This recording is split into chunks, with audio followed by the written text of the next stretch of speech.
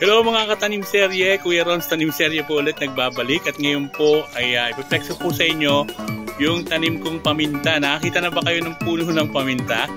Yan, ipiplex po sa inyo. Ito po yung puno ng paminta.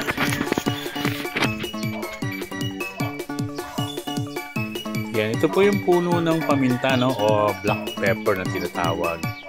Yan po, no, ang dami niya ngayon bunga. Alam niyo po nung unang nagbunga to ay isa lang, no, isang ganyan lang yung tumubo at nagulat ako ngayon sobrang dami niyang bunga. Yan, hanggang taas po yan.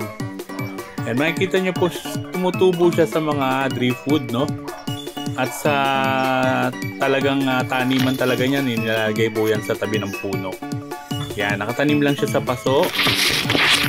At makikita po natin yung ugat niya, no, gumagapang siya sa mga driftwood na nilagay ko, no, kasi wala naman tayong puno dito sa rooftop.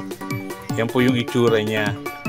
At yung ibang mga stock, no, patubo pa lang yung kanyang bunga, no. Yan po ang black pepper o tinatawag na paminta. Hanggang dyan lang po sa ngayon. Maraming salamat po. God bless po sa inyong lahat.